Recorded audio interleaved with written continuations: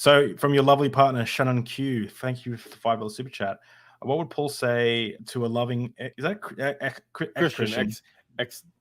Yeah, XIIN is usually Christian. Yeah. Yeah, brain genius in the chat who says he's only an atheist because he was already silly enough to be a young earth creationist. Okay. You know, that's not entirely implausible, frankly. That I have thought about that. Like, so people have accused me of shifting from one fundamentalism to another.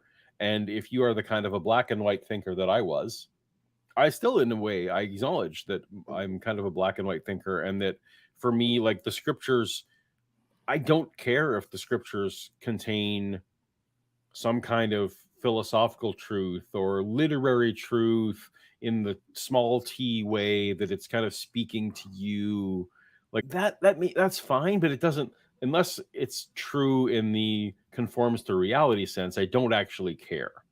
And so I acknowledge my own limitations in like just that kind of subtlety I am disinterested in.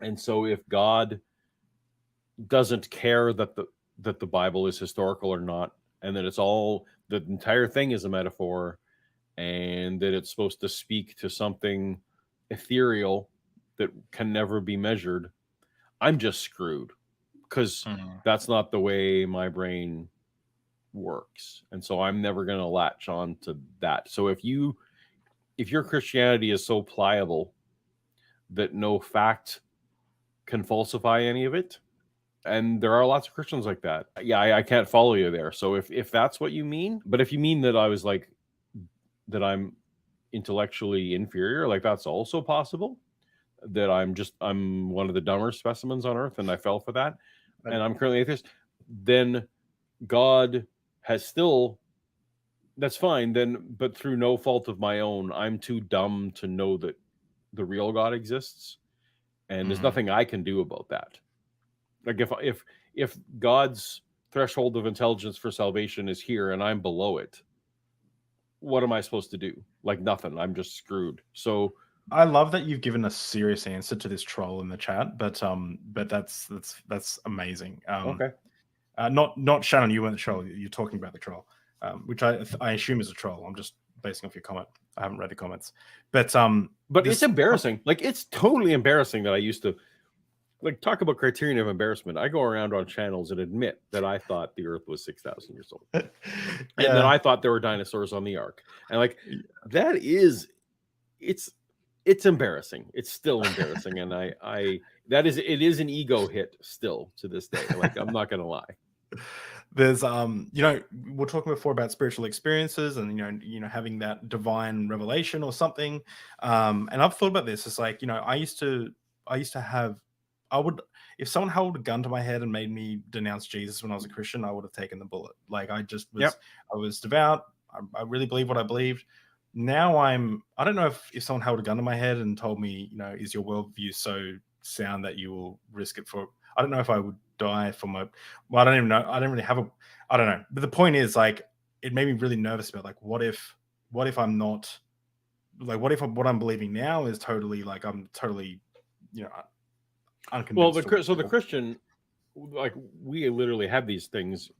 It never happened to me, but to contemporaries of mine, they would literally, like, have youth leaders come and, like, while they were on the bus, they would have men dressed up. This is pre 9/11 with guns, right? And come on the bus with the 13-year-old kids and say, we renounce Jesus right now, and, like, play act the thing to try and scare them, to try and, like, recreate these things, which is terribly abusive things to do. And I hope that doesn't happen anymore. But if you were going to take that bullet for Jesus, in your head, the second that bullet gets to the other side of your skull, you're with Jesus, right? You and I now, if the bullet goes through our skull, we know that is it. Like, this is the one and only life we get. So the Christian has the easier answer because that just gets them home faster. You and I don't have that. We have to, that would just be the end of David and Paul. That would just be done. So, but I've gotten over my fear of death on that front on a lot of ways. So fine. The thing, well, I guess my point that I was trying to get to, and again, the rum has helped with me with this not being very coherent, but the point is that I think that my camera's had too much to drink. Holy cow! All right. I hate when it does that. That's what's funny. It's just like stuck out of focus. But there we go. That's better. Oh, it's just not. It's not funny. We'll keep talking. We'll figure. But if I had this like amazing experience, and I was like, it was more powerful than any experience that I've ever had before in my entire life. What I've said to myself is, I hope that wouldn't convince me of the existence of God. Like, I hope an experience wouldn't. Like, I hope I would be intellectually honest enough to admit that there could be something else going on there. And even if I did become a Christian for circumstances like that, for like a divine or a personal experience, Noah's Ark would still be demonstrably false. Evolution would still be demonstrably true. Like, there'd be the Bible would still have problems. Like, no, it doesn't solve any of the problems that a lot of people come to me and chat with me about. I'm always message Michael Jones, and we're friends, but I troll him, and we have a banter back and forth, and we pick on each other. And I sent him some Lord of the Rings tattoos, and I said, when are we getting a matching tattoo? Because we both like Lord of the Rings. And he said, when you convert to Christianity. And I said, do you believe in once saved, always saved? Because I could technically still be in the club.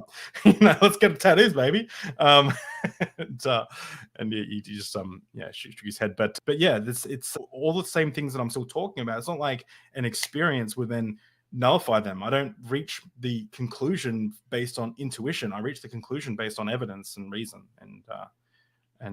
which that's where I would have to. You asked me if I went into the more liberal type of Christianities, and that's where I would then need to, if I became convinced that God is real, then I would need to come to some kind of conclusion and resolution on Noah's Ark and prophecy and when these books were written and who the authors were. Like, I would have a lot of work to do for sure. I would probably need to also come to the idea that the biblical inerrancy is not actually something that the Bible even teaches. That's something that the Western Church has kind of layered upon it later. Well, I said this to Megan Lewis of Digital Hammurabi, and she's a Christian, and I said, where in the Bible does it say that? Sorry, this is a bit of a rant, but where in the Bible does it say that we need to take everything, oral traditions and everything, and write it all down and preserve it, and then use it for 2,000 years to argue about LGBT rights and abortions? It doesn't say that. And I said, in fact, God gave us, according to the Bible, of course, but God gave us the Holy Spirit to be the witness and to go, and he told us to go preach the gospel and to use the power of the Holy Spirit. And I was like, what if it was the devil's plan all along to canonize the Bible, to put all these things in writing? You could say the devil did it. It's confused everyone. Really, the Holy Spirit should be witnessing to people. But of course, I'm using the Bible there to build that theology, those ideas. So it kind of falls apart. But it's interesting, and she kind of but you could argue that. But the answer to that is the best lies contain kernels of truth. Like, so if you were the devil and you were the best liar that ever existed, every statement you made would be 99% true.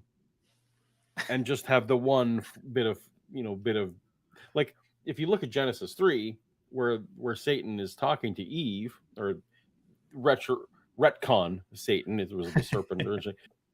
Everything you said was actually true, right? It was just this weird spin on it. So, like, the serpent doesn't lie at any point. So we're way off. Yeah, but anyway, I'm with you on that.